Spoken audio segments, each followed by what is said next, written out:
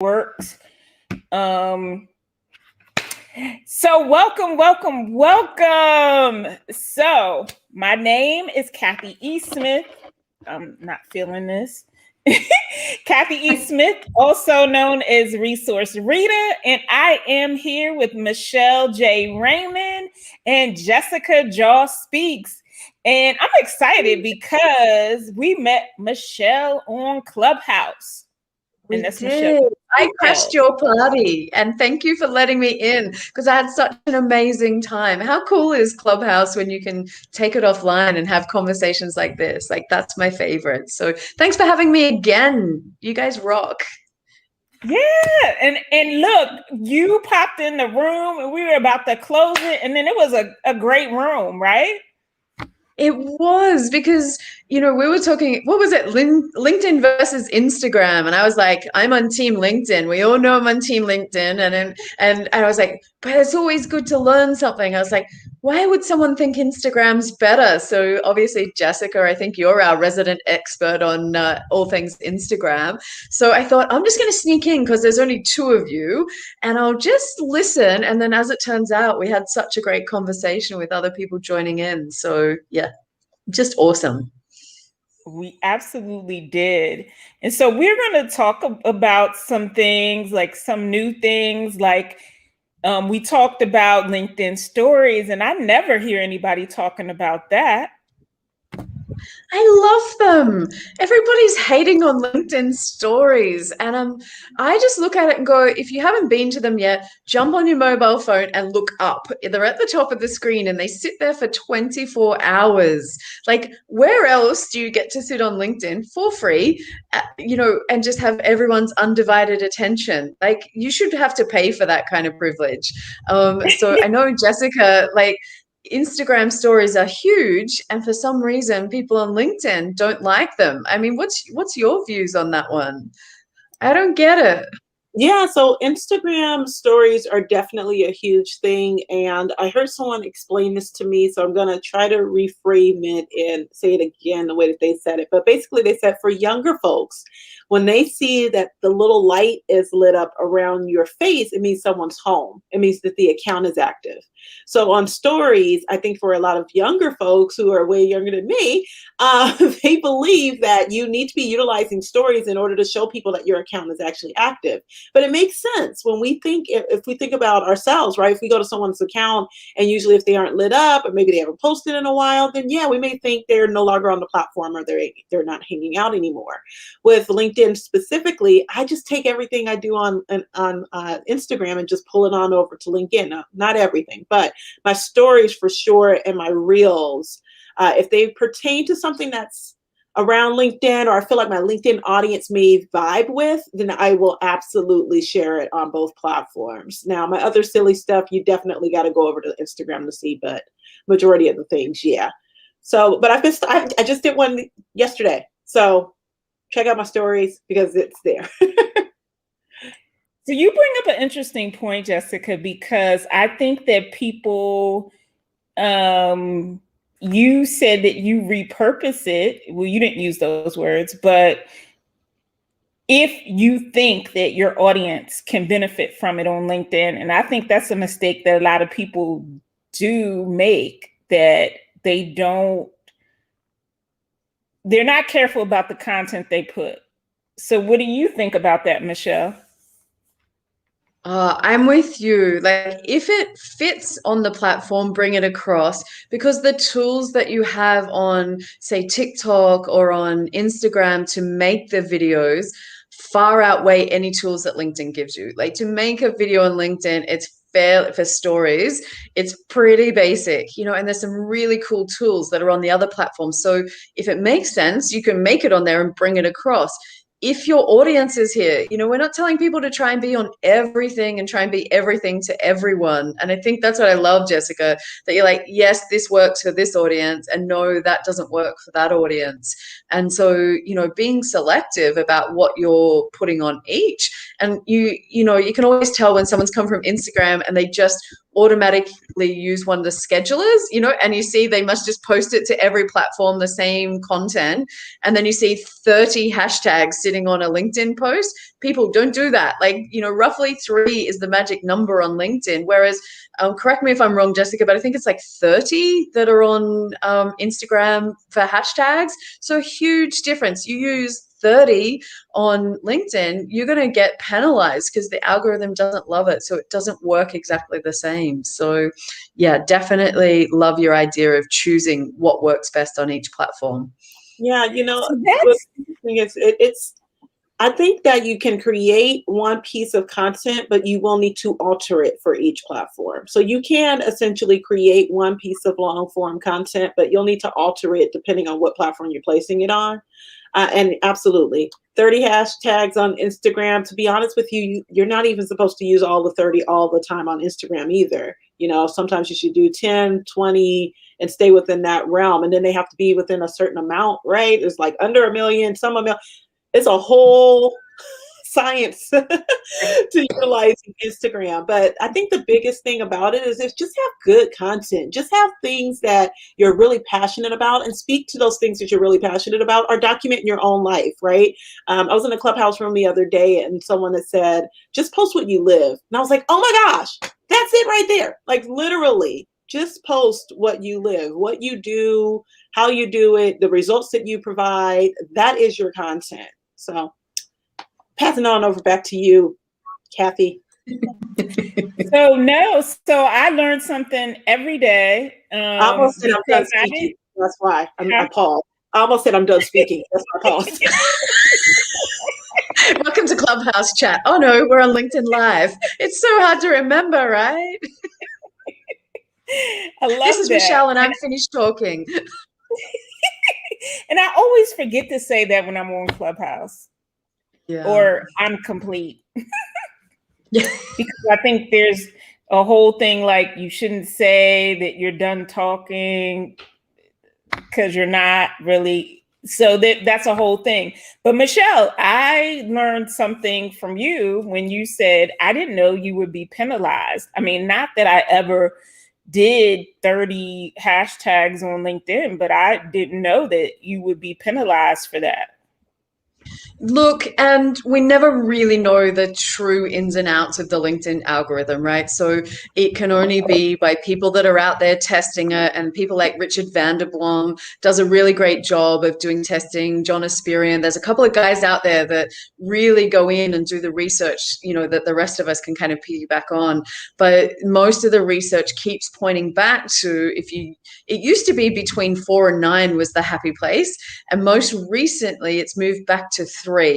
Now, again, is there a LinkedIn guide that says thou shalt use only 3? No, there's not.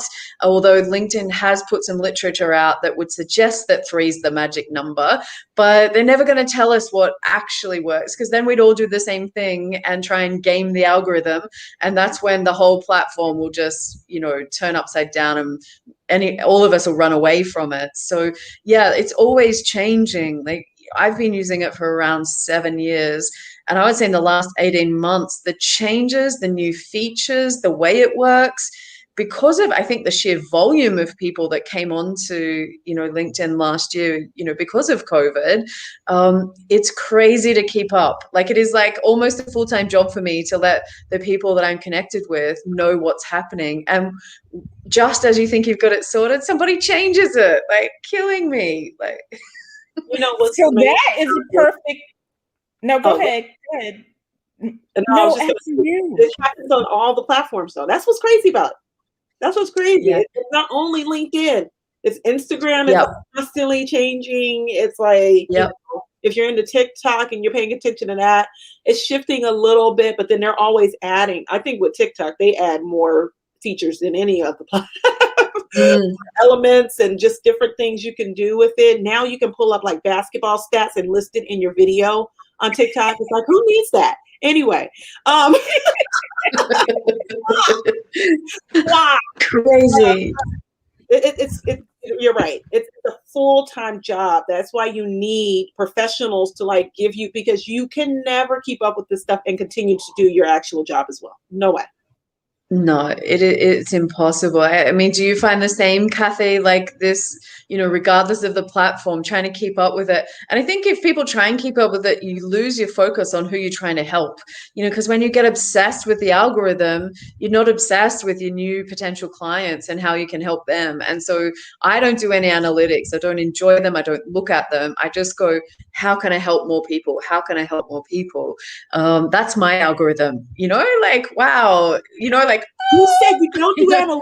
Oh, shh, shh, shh. Don't tell the guys at Shield or Inlytics or any of those guys. I don't even look at them. I just want to know, because that takes me away from having a conversation with someone or liking and commenting on their posts. So yeah, I don't have time for that. Like, so don't tell anyone. I'm bad LinkedIn trainer. no, I still feel you though, because I mean, here's the thing. If you start to look at those things, and yes, they do point as a guise of what content you should create. So I will look at them for that. I'll look to see what people are engaging with so I know what to create. But above and beyond that, I am not checking to see how many people liked my posts. I want comments. That's where I focus. So if I get a comment, that's where I'm like, oh, okay, I need to go talk. I need to go, I need to go communicate. If you're just liking away, I'm like, oh, that's great. Come talk to me. I want to hear it. Go ahead, Kathy. But I do think that is a common theme across platforms, is that they do want you to engage. So regardless of which one you're on, the goal is for you to engage. And I like that Michelle said, she doesn't, and that she looks to connect. I mean, and have that conversation. So I think that falls perfectly with our title, leveraging LinkedIn for luck or long term, because, okay, so I think all three of us should say one thing that is our pet peeve about being on LinkedIn. So I'll go first. I don't like when people connect with you and then try to offer you the same service that's in your bio. And Yeah. Yeah, actually, 2 thumbs up for that one. Hang on, that way, yeah, 2 thumbs up for that. When they haven't read it, and there's so many people out there that will personalize your invites. Don't try and sell something when you first connect. There is so much out there. There is no excuse for it anymore, people. Like, listen to Kathy. She's nailed that one. oh my goodness. So which one of you wants to go first? What is one of your LinkedIn pet peeves? I guess I'm going to take that one, am I, Jessica? Okay, fine.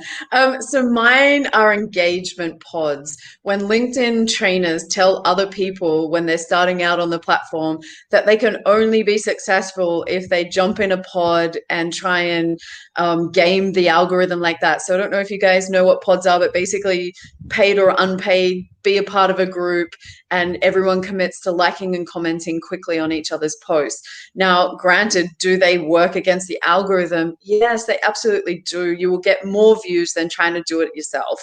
But what you miss out on is the learning that comes with the content that you're making and putting out there, whether that works for your audience or not. So I kind of, it's like they help you go far, but it's like so far down the wrong path that when you actually realize, oh, this isn't working, I'm actually commenting on 60 other posts just to get my one post to work, you have to turn around and do a U-turn and go all the way back to where you started and then keep going. So whilst I guess they look so enticing because they look so easy.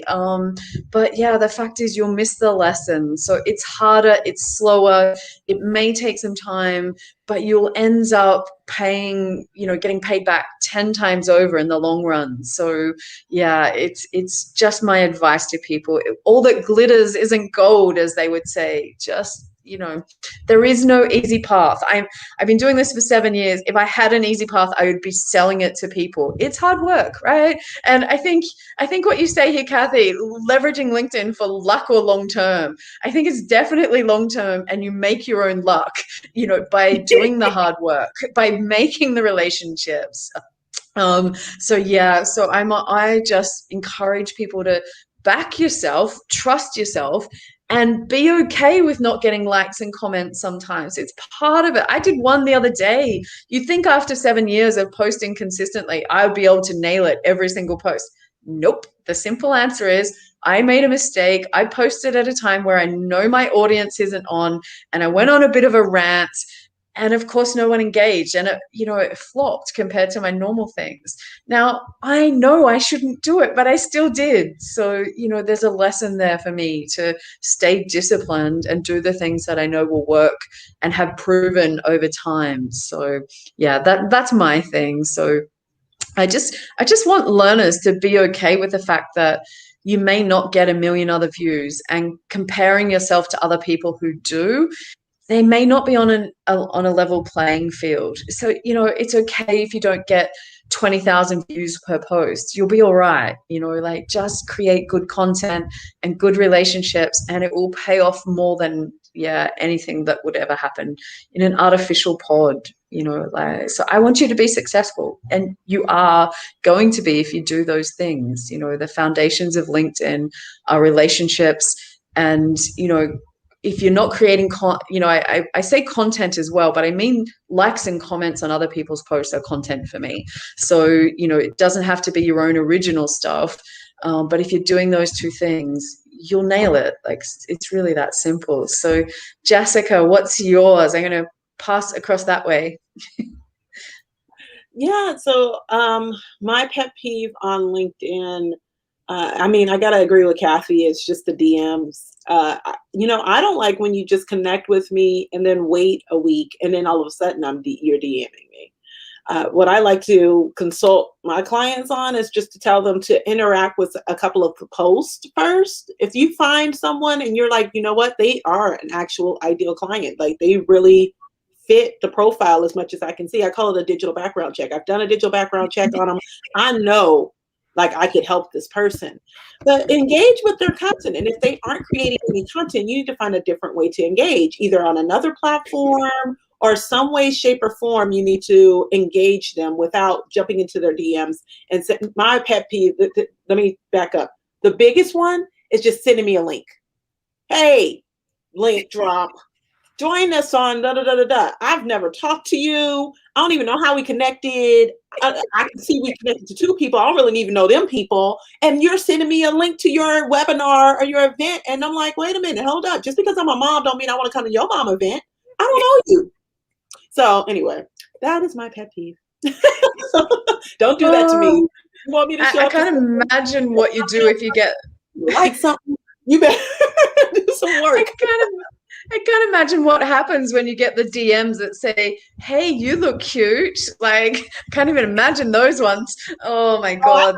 Ugly. I don't ever get those. So I'm toe up. So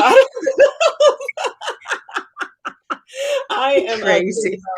But no. So not. I don't get many of those, knock on wood.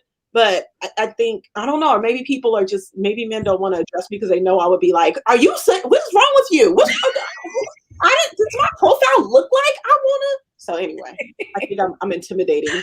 I am so glad we are not on Clubhouse right now and people can see that. I love it. Oh my God, that's hilarious. Kathy, we've taken this on a side trip. We're sorry. But I mean, that's the craziness of LinkedIn, right? That's the craziness of LinkedIn, that people are just so desperate and you can smell their desperation and you get covered in it and you walk away going, yuck, I need a shower after that person sent me a message, and that's what I say to people. It's patience. The number one lesson you need on LinkedIn is patience. This isn't a quick fix. Like, don't reach out to me and say, do I do lead gen, which is code for, will I give you 1,000 email addresses that I've ripped out of Sales Navigator that I've told you is the ideal client because I've used the filters, and then you go away and spam all of those people. No, it's not like that. It takes hard work. Anyone that promises you otherwise is sitting in the background going, cha-ching, cha-ching, cha-ching. Thank you. So we've had a couple of comments, and I wish I could see the person. They said cyber hugs, and then they said, can I be all up in your DMs, Jessica? That was Leon. And Leon Henry, you know that you're already in my DMs, okay, bro? That's our brother Leon. He is one of our digital friends. He's just fun at me. I think we all want to do it now. Leon posted, we are on Clubhouse Live. Oh, it's so great. I mean, and the thing is, like LinkedIn, for a newbie on the platform, especially like last year, it must just be overwhelming. There is just so much going on all the time, and you're trying to work out the unwritten etiquette of LinkedIn. Like, Kathy, like, what's your number one etiquette tip for LinkedIn besides not sliding in Jessica's DMs? Like, what do you think is good behavior? So I will tell you, even though I do think there are a lot of LinkedIn pros that tell you to request a virtual coffee, I actually met my business accountability partner, and we have been friends since 2015. But I could tell she was genuine. I could tell she was genuine. She said, I looked at your profile, like, and it wasn't just, can we have coffee so I can pick your brain for free? She was like, I looked at your profile and I think that, we have some things in common. Would you like to chat? And I did, because out of all of the people that sent me messages, she didn't just connect and sell. She actually looked at my profile. So, Michelle, I don't even know if I answered your question, but but I'm just saying. Like, it's just called, have a common interest and don't just try and be friends with everybody. So I think you're right there. There's some training going on out there that's really sending people down a path that is a path to nowhere. Like, I don't just meet people on the street and say, let's go have coffee. It's no different to on here. Or maybe sometimes I do, because I'm the annoying person at the checkout that ends up having a conversation with you and knows your whole life story before I leave. But that's just me, right? But on LinkedIn, there are some processes which are unwritten.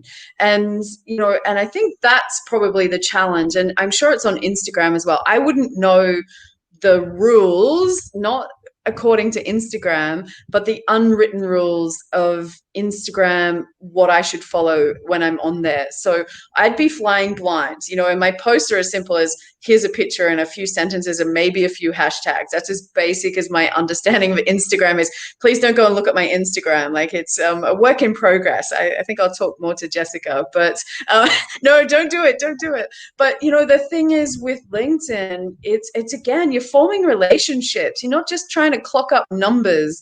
And if you hear something and it doesn't sit with you, to Kathy's point, don't be a sheep and just follow it blindly. Like, stop and go, would I do that off the platform? And if the answer is no, don't do it on the platform. It's as simple as what feels right doesn't necessarily mean an expert told you to do it. Don't listen to them. They're not all real experts. Listen to what your gut tells you. Just be a good human. That's all the platform needs. Good humans finding other good humans and forming relationships over time. Again, takes a bit longer, but it pays off in spades. And you take the luck out of it, and you have the long-term leverage of LinkedIn. Like that's what really happens. So yeah, but it's confusing. I completely note that. Yeah. So we'll have to have you back on, because you just said a whole word, and Jessica and I talk about it all the time, and you're like, really? Experts who are not really experts. Maybe that'll be the title. Look, there's definitely a lot of people out there, and I'm happy to call myself an expert, but that doesn't mean I prescribe to people what to do and tell them to follow me blindly. I think anyone that tells you that LinkedIn is a one size fits all, and if you follow this, you will have these amazing outcomes, you should run the other way. If someone tells you, here's what is the current best practice, here's my opinion on that, here's the pros and cons. You choose what works best for you, like those insurance and banking statements. I don't know if you have them in the US, but on the end of the ads, they always say, choose what's right for you based on your individual circumstances. You know, it's the disclaimer at the end on all of these finance products. The same on LinkedIn. Listen, does it work for you? Do you have enough time to do that? Does it feel right within your personality? Are you an introvert, an extrovert? Are they trying to make you to do things that you just know aren't right? You know, and so, you know, learn from as many people as you can. There are people that can teach you stuff, but if it just doesn't seem right or feel right for you, then just do what works best for your followers. Like, you know, that's my expert tip, you know, like, and refine it over time. You know, like, you're going to try things that don't work for you, even if they work for me, you know, so be conscious of that. So Tia has been with us for quite a while and making comments and engaged, and she loved Jessica's digital background check. So she has a question for us. Riddle me this. What are the best ways to relate with an expert that thinks they know everything? Maybe I'll let Jessica have a turn of this one, because I might lose some friends. Like, yeah, you're trying to get us in trouble over here on LinkedIn. We came here to disrupt LinkedIn, but we ain't trying to get kicked off now. LinkedIn mafia might come and get you. But so what I actually love about LinkedIn is you can train the algorithm to show you the things that you really like and enjoy. So if something doesn't resonate with you, you have the power with the 3 dots on the side of a post to press unfollow, you know, so you have the power to control what you see, you know, and so by liking and commenting on things that you like and resonate with you and unfollowing things that don't, you actually can create your own news feed that really resonates with you. And it's a powerful tool. Like, do not underestimate the maintenance of your news feed as something that can educate you, teach you, and have some fun and enjoy LinkedIn. Like, God, it doesn't have to be hard work. You know, when you find amazing people like Kathy and Jessica and start connecting and having fun, it doesn't have to be all serious, but you have the power to make that happen. So yeah, if they, you know, I'm known for being a bit contrarian and questioning things because I just won't go along with it just because someone tells me that that's what I should, because they regurgitated what they heard somewhere else and they heard somewhere else. And by the time, it's like Chinese whispers, it goes down the track. And by the time it gets to the people that want to learn, it's like, no, that's not really what they said in that, you know, the context was this. So yeah, there's unfortunately, it's just part and parcel with any platform. Jessica, I'm sure that there's probably the same, or Kathy, you've seen the same on other platforms. It's a bit crazy, right? It's beware the expert. 3 dots religiously. Those 3 dots are my best friend. I'm like, I don't want to see this. Nope, don't want to see this. I use them on every platform: Facebook, Instagram, here. I don't know. I don't hang out on Twitter. I visit Twitter. Like, me and Twitter, I'm just a visitor there. I don't hang out there. But on any platform where those 3 dots are prominent, I am like clicking it, like, nope, get out of here. Get out of here. I don't want to see that. And the ones that I do want to see, the stuff that's uplifting. So when I hear people say, you know, sometimes, oh, social media is such a downer. So, like, I don't know what's on your feed. Everything I see is rosy and pink and beautiful. It's all uplifting and inspiring. Yeah. That's what I choose to curate my feed as, right? That's what I'm commenting on. That's what I'm liking, you know? Every now and again, I get the craziness coming in. Those 3 dots get hit and they're out of there. I don't see it anymore. So, and there was another person that said, stop sending me those canned messages. Am I looking for a job? All of that right there. I love it. Like, that's the thing, right? You have the power. I actually realized, and again, I've been using the platform for like 7 years, and I wanted to send something. So my background is in the beauty industry. So I used to work with people to design skincare and hair care and all these kinds of products. And there was somebody who I was trying to remember. I had a really curated set of connections, and my news feed was all about beauty and the industry, you know, globally. And I realized that when I set my business up 12 months ago, one of the problems that I had was the transition out of being known for all things beauty and into being known for LinkedIn and LinkedIn company pages specifically. And so there was a period where I had my content that didn't match my audience, and my engagement, I wanted to cry, because before that it was amazing. But what I realized yesterday, I was trying to think of somebody's name who used to always, obviously engage with my stuff. And then it hit me that my whole newsfeed now is completely different without me, physically setting out to do it, but just by liking and content and, connecting with new people in the new industry.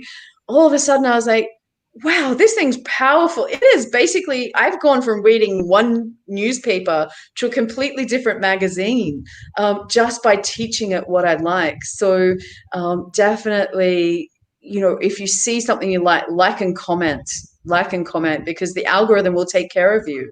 But yeah, it was just crazy. I couldn't even find the person. I was like, I used to engage with this person daily for, 5 years. And then I was like, where are they? I just realized I'd never seen them in 12 months. So yeah, it's so powerful when used for good. And if you don't look after it, it just gets out of control. So yeah, I love your points there. So see, I'm learning stuff because I don't pay attention to the three dots. Other than on Facebook, I will. My profile is set to I have to give permission for post. So, and we're just going to leave that right there. Here's the thing. Every now and again, you will get that crazy cousin that posts something just totally whack. You're like, oh my gosh, I do not need this showing up on my feed. So you click those three dots and it's out of there, right? And it's for you and other people, especially on Facebook. But I have 2 separate Facebooks, so I don't have to worry about that anymore. The family stays over there and business is over here. But they don't let you do that anymore, you guys. So if you didn't do it, you're probably out of luck. But it's really important for you to just learn the different platforms and understand how to use them and curate what you want to see, right? I always tell my clients, we're an exchange here, right? I'm giving the platform content, it needs to give me back something. So understand and define what that truly is. And I was having a conversation with someone and they were like, I just want to grow on Instagram. I want to go viral. Okay, you want to go viral on Instagram. Who doesn't, right? But here's the thing. There's so many other ways that you can use Instagram. Like I totally use Instagram for just visibility. I don't care how many followers I have. I've let go of it. I was talking to Kathy a little while ago. I was like, I want more. Why isn't my thing growing? I was like, you know what, Jessica, you don't need, don't worry about it right now. It'll get there when it gets there. But right now you have engaged people. You have content that people like. You get DMs. You get money there. So don't worry about it, right? So really think of the ways that you want to use these platforms and what you want to get back from them, not so much focusing on all the time the followers. Believe me, I was just there. I came away from it. We left that back in the past now. Now moving forward, you focus on what you truly want to get out of the platform and why you're creating content there in the first place. And as long as you're getting those pings, hey. And it's that comparison trap that we're all drawn into on all of the platforms. And I'm the same. I'm like, if I just had 10,000 followers or 13 or 15 or this, there is no magic number, because once I get to 15, I would just want 30 and, then it would just be more and more.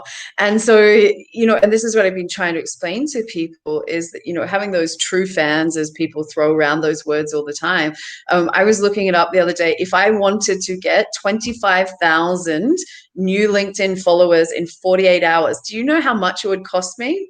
750 Australian dollars, which is about 500 US dollars.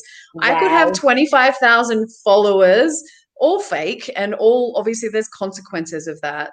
But there are people out there on the platform that buy into that, just so you know, and they're across Instagram, they're across all of the platforms. You can buy followers, from ClickFarms. And I did a post recently because some people, the overnight sensations, you've seen examples of that. You go, that person's content is rubbish. And they've gone from 0 to 30,000 people, like followers in less than a month, and you're like, man, I've been, there are unicorns like every platform here and there are some cool people out there like Leah Turner.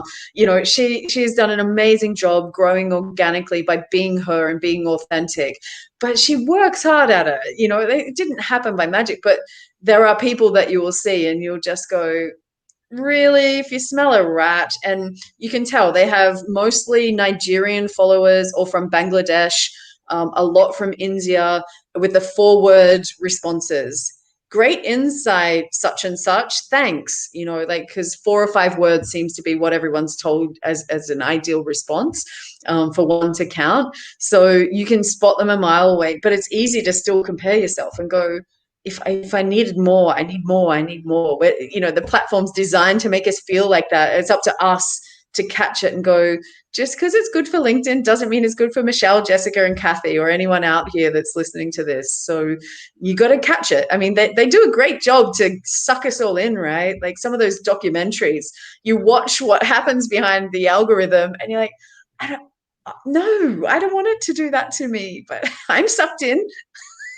So the things that to be honest with you, based upon my research, really truthfully, if you want to grow, you just need to get out there and do publicity. You need to do PR, and that's how you grow, right? You go to the right audience, you get in front of the right media audience, you go to the places that have the distribution, or you go to the people that have the audience, and you get in front of those audiences, you grow. That is literally it. Right? You create the content that is best for them. You find where the audiences are and you get in front of them, whether that's podcasts, the news, TV, movies, commercials, whatever it is that you want to do, you get in front of them and your account will just grow because people just love to follow people. That's the thing. They love to follow this idea of something, right? So that's really truthfully the only way. I just got to a place where I was like, you know what? I don't really want to do the PR route just yet. I don't think I'm ready to move into that space yet because I know what will come along with that. Are you ready for that next level? So I had to be honest with myself. I don't think I'm ready yet. I don't want to be bothered. I'm cool. I'm not ready.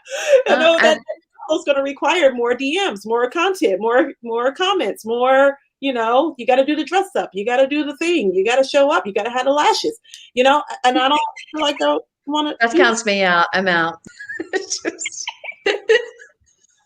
But that's the thing, it's a lot of effort. Like people talk about getting a viral post on, say, LinkedIn. So that, I had one that ended up with maybe 15,000 views, like not that long ago, right? So that doesn't happen often for me. That happens like once every 6 months or something to that effect based on my followers.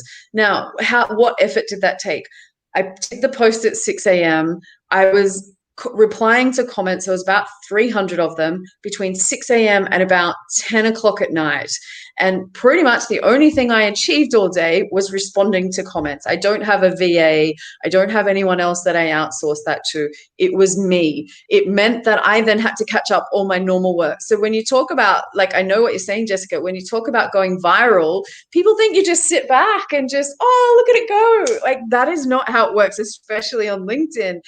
The comments drive it. So comment, respond, driving that. So, that was it was like, close to 18 hours of my day by the time it went into the next day, just responding to comments. So, just having, a couple of thousand views maximum is more than enough. Like, I think we need to set the bar a little lower for people. And when you create content that resonates with people and the problems they have and how you are the obvious answer to that you can make a difference in their life, you don't have to worry about big numbers. You just have to worry about how do you make a difference in that one person's life, and then it will just snowball over time. So, and the next thing that happens after that is people getting in your business, right? All of a sudden, people digging up stuff and posting stuff that where did they come from? I was like, I don't think I'm ready to handle that right now. Not yet. I don't want to address that story just yet. Yeah.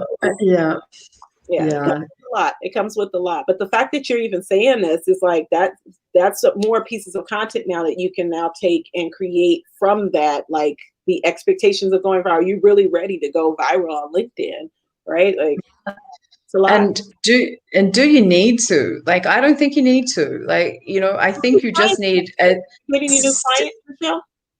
yeah, like the whole thing is you need a steady stream of new clients. I'm all for that. But, do you need to go viral to get a steady stream? Not necessarily, so relationships, like Kathy said, relationships, like they will get you everywhere in life. Surround yourself with good people. Yeah, I don't know.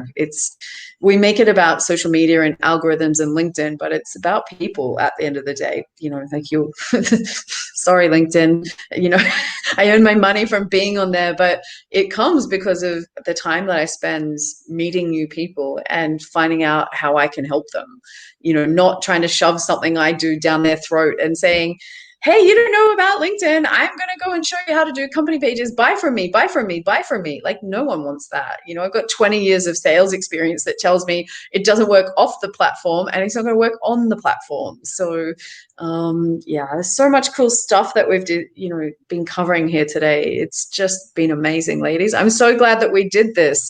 I'm glad that I crashed your room on Clubhouse to go, you look like you're probably having a private conversation. How about I just jump in the middle like I am today? Like,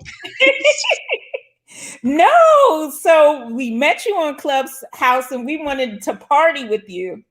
And so everything that you've been saying too, Michelle, has really tied into our LinkedIn luck or long term, because the majority of the strategies that you've talked about are long-term strategies: building relationships, going through the comments, engaging with people who actually engaged with your video, finding commonality before you're trying to pitch with someone. And I just think LinkedIn is so different from the other platforms. Just me. But it can be fun. Like, don't forget, LinkedIn can be fun too. I think that's sometimes people get a bit obsessed with trying to be professional on the platform and try and present a version of themselves that doesn't align with who they are off the platform. And I'm so stealing the digital background check, Jessica. Like that, I'm going to be quoting that all over the place. I'll fully give you credit, but I'm stealing it. But if they do the digital background check and the digital you doesn't align with the offline version, you have a break in trust. Now, I call it the other way. I say we're creating your digital twin. That's what LinkedIn should be. Who you are offline is the same as who you are online. And I find that people get anxious around posting on LinkedIn where they try and make those two things different. No one wants you to be anything but you, and embrace you and your experience, lack of experience, your ideas, your viewpoints. Like, there is only one of you, and don't underestimate the power of that. If I can get a message to people, is it's just be you. Like, don't worry about the hacks, don't worry about the trainers, don't worry about just be you, and you will find your own audience which is perfect for you. So yeah, but I'm still stealing the background check. Like, well, look, sorry. listen, I'm Black, we used to background checks, so I was like, you know what, I'm rolling digital background check. I shouldn't laugh at that, right? Like, it's just an unfortunate way this world works. Like, hopefully it's changing. Like, we've got to have those conversations, right? But yeah, it's just, So I'm definitely gonna steal it though. Like, yeah. Somebody said FBI, CIA check. Like, seriously, so that's what I think. So if you go to media route, that's where they will go. That's why I said I'm not ready for that yet. I don't need those coming out just yet. Like, no, I need. We're gonna set up the LinkedIn mafia, the three of us. It's fine. Yeah, love that. You are who you are. Why are you looking at my profile? Yeah. Okay. Yeah. So, I mean, I resonate with everything you said, Michelle, and it's something that I have pushed for years now on digital, and just talking to people in person and them wanting to come onto digital and just being afraid to show who they really truthfully are, right? Being afraid to show their authentic self because they're like, well, I see this person and they are like totally faking it. Like, I know them in real life and they aren't, and Instagram has that. And there's a difference. There's old Instagram and then there's new Instagram, right? Tell me. I don't know the difference.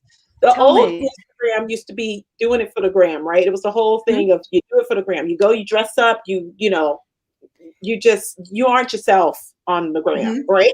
Mm-hmm. Your Bow Mm-hmm. Wow challenge that thing to the end. But now the new Instagram is all about authenticity and storytelling and being vulnerable and open. And oh my gosh, I went through this, and you know, I almost lost my dad. It's like all of those type of stories that go along with the picture. It's like, oh my gosh, you know, so when it switched and it went to that, that's when I started to really get involved. And of course, reels, because I'm just silly like that. But once I got to do the reels and I started to tell more of my story and going live and all that good stuff and using all of the features that Instagram has to offer, that's when I started to see a change along with Clubhouse, right? Combining Clubhouse because Clubhouse is linked to Instagram, all that good stuff. But understand that it has shifted. So there is a new Instagram that's there, and you can totally be yourself. You can be the person you are on LinkedIn on Instagram. You're just going to use some differences in formatting and putting things together. That's all.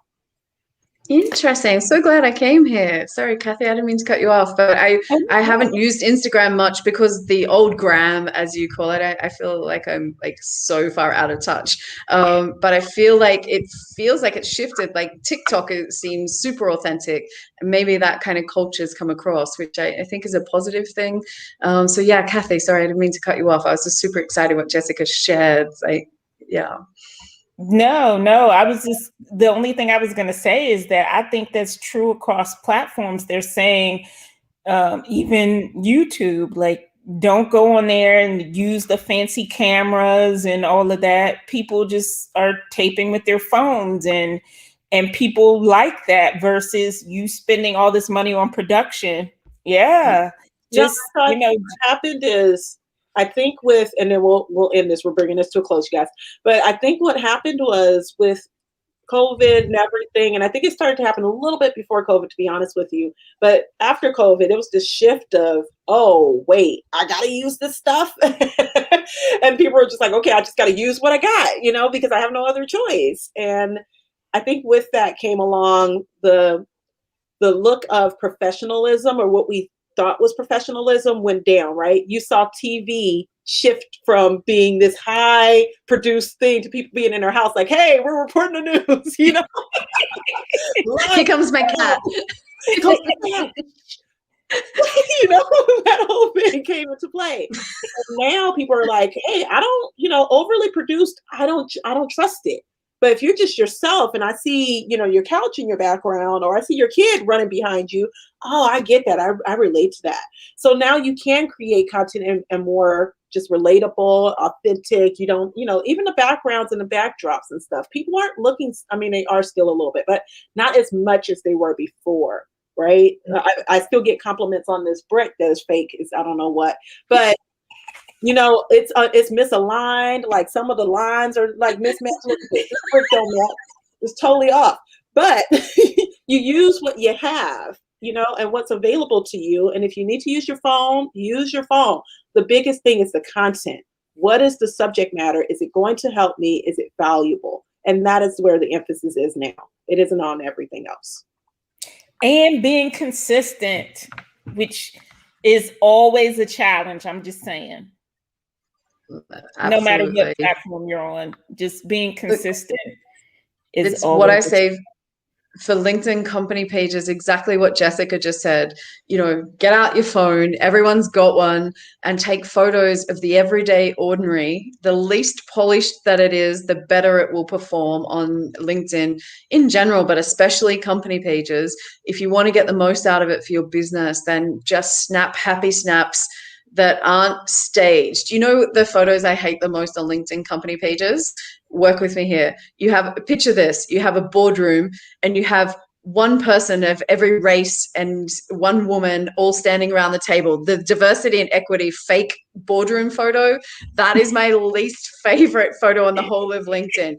You have one black, one white, one woman, one Asian, and we're all standing around looking at a piece of paper. Like, do not use those pictures, people. Like, do not. Yeah, exactly. You know, like those kind of things. Grab this, get out and just take photos of your people doing normal everyday stuff in the business. And people are like, oh, is that the guy that loads my delivery? Oh, is that the lady in accounts who chases me up when I haven't paid my invoice? Oh, I didn't think she would look like that. And you start to relate to these people more than an email address, which is unfortunately, what we've come to for a lot of business is just emails back and forward. So if you can give someone a face and a name and really bring them to life, then, it just builds more trust. And all we're trying to do with any content, we want people to know us, we want people to like us, and we want people to trust us. And that is as simple as this platform is and as complex as LinkedIn can be. So yeah, 3 very key words, I think, that can, really get the most out of the platform. So you can leverage it for luck or long term, like whichever works. So before we just drop the mic, and I'm gonna let Michelle close it out, Jessica. So one thing that I wish that people would do more of is on LinkedIn is to use the cover photo. You use it on Pinterest, you use it on Facebook, but people, I don't want to see the blue what is it? Star constellation. Use that real estate on LinkedIn to tell people who you are, because it's very important, especially if they only have a few minutes. Yeah. Yeah, and be creative. Like if you're a creative person, don't suppress that. Like if you're bright and fun and use colors that reflect that, what's your actual personality? With the LinkedIn cover story that you can record on your mobile now, you've got about, I think it's 30 seconds at the moment to really showcase it. So instead of just standing there with your camera and going, hi, I'm Michelle, I'm a LinkedIn trainer in Sydney and I help small businesses, blah, blah, blah, blah, blah, blah.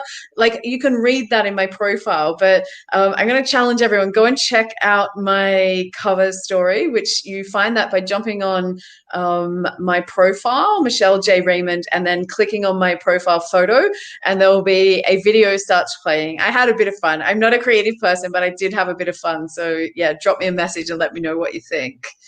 Michelle, you have dropped so many gems tonight, because I didn't even know you could do a LinkedIn video on your profile. You can now. It's only been launched. We must be about 6 weeks or so into it, maybe 2 months. And it was rolled out really slowly, so not everyone had it. You have to set the follow first button. You can't have connect as your main button. It's not tied to creator mode, but was kind of launched in amongst it, so it feels like that. But it's your opportunity where you can record for 30 seconds. You can either upload it and record it directly. For those creative feel, I've seen a few others, like if you use like other platforms like like TikTok or Instagram, who have got more movie making capabilities that can really up your game. You can come and upload it, so record it in one of those and bring it across. But it's my challenge to you guys is to just come up with a way that really represents your personality. So, just be you. Like we've said it 1,000 times today, and I think we'll say it another 1,000 if you let us keep talking. So I'll bet.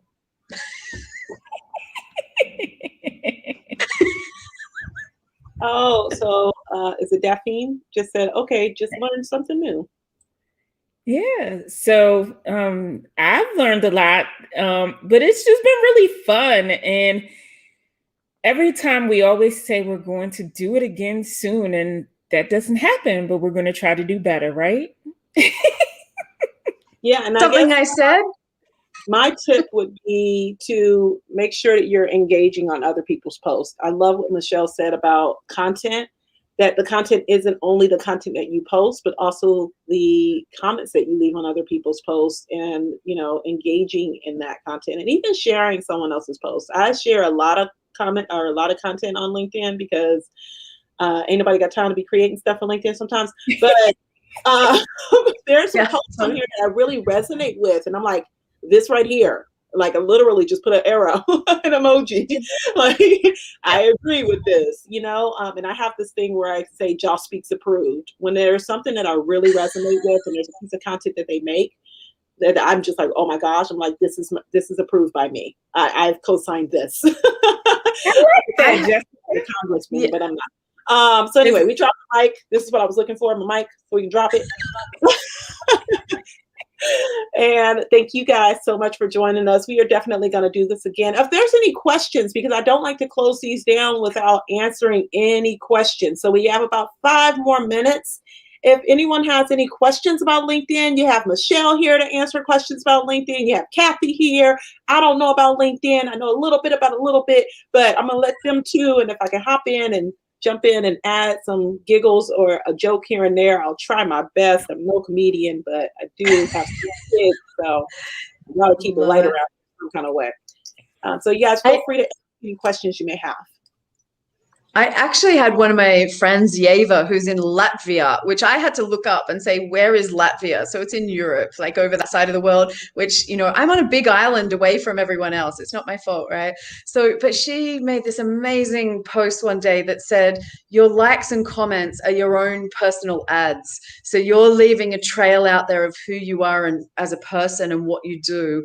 And it really just gives a trail for people to follow back to you. So I'm not stealing it from her and quoting her. She's amazing. But I just thought that's a great way of looking at likes and comments, is just a way that you're just putting yourself out there. And these things pay off over time. So don't ever underestimate the power of comments. They are just more powerful than you can imagine. So tapping into that and taking what Jessica said about your digital background, that is like your digital breadcrumbs. So when you comment, they lead back to you. Exactly. You know, and you want to make it as easy as possible for people to find you when they, you know, it may not be today that you're leaving that breadcrumb, but if I had $1 for every time somebody said to me, they reach out to me and then they're like, oh, remember that post you did like at the start of the year on blah, blah, blah. And they quote the post. And in my head, I'm like, you didn't like or comment. I don't even know you're on LinkedIn. Like, what are you doing? And so in my head, I'm really angry at them. And then I'm thinking, it's not about the likes and the comments. It's about the visibility, you know. And so being out there and being top of mind may not pay off today. And we all want that instant gratification. This is one of those long-term things where patience pays off. So yeah, definitely leveraging LinkedIn for the long term is, you know, that visibility piece. So. Yeah, so I mean, my thing is too that I will go and support someone in the comments if I see that there's no comments and I feel like they have really great content. I'll leave a comment and I'll like it because I know that people in my network will probably see their stuff, right? And even people that do the same thing that I do or something similar, especially because I'm not doing one-on-one somewhere. If she can help you or if he can help you, then here's some person's content that may be able to support someone else in my network. So think of it in that way as well. We often talk about ways that we can support each other and like, what do we need to do to support one another? How can we come together and do this? Just comment, share, like. No. DM Jessica. DM Jessica. She loves it. Just don't send your link, okay? Michelle approves. DM me the word reels to join the reels class. No, I'm just one. But really just support other people's content. It takes a long time to create. It takes a long time to think about the idea, to structure the idea. Is it going to be a post? Will it be a video? What is it going to? And then you finally post it. You want to know that people are appreciative of the fact that you took time out of your day to create something. So just support them in that way. So if you guys want to leave any comments, questions, anything like that, even after we finish this broadcast, feel free to leave those comments below. I will answer any questions you may have. Maybe you didn't want to answer or ask a question while we were live, or you caught this on the rebroadcast. Make sure that you leave a comment here or DM us. Our DMs are open. Like, we really aren't that. Just don't send us your links and don't, you know what I'm saying? Like, this is an invite to come into Only Jessica bites. Kathy and I don't bite. Like.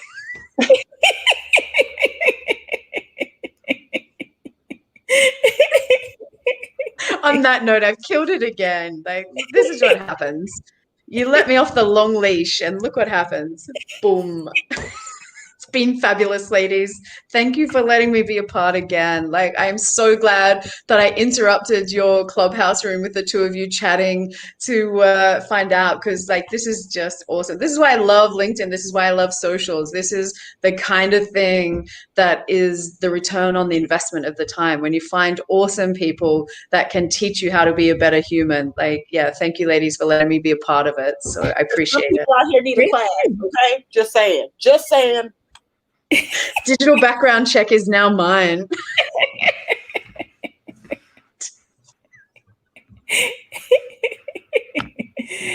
All right, we've ladies. lost it. Thank you so much. This was fun. It was. Hi, Alvin. How are you? Yeah, love it. Thank you for everyone that joined us and hung around with all the comments. And Next yeah, like Jessica Thursday. says, Yeah, now we're what ready you, for questions. are we done being live? What you really think about them LinkedIn stories? Huh? What you really think about them? I'm not just kidding. I'm an expert. Now On that note, cute. we need to really have you come back so we can really have that conversation, because I can already tell just from your comments that's going to be a juicy show. Love it. I'm in. Count me in. Let's make it happen. It's been fun, Okay. ladies. All right, take care. And don't forget, just because we close the show, if you have any comments, leave them and we will respond, because we like to engage. Yeah, so Been fun. Her DMs are open, buddy. Not Jessica's. I don't know Alvin like that. I do not know Alvin like that. No, I'm just kidding. I'm playing. No, so before we go, I have to say this and give Alvin a shout out.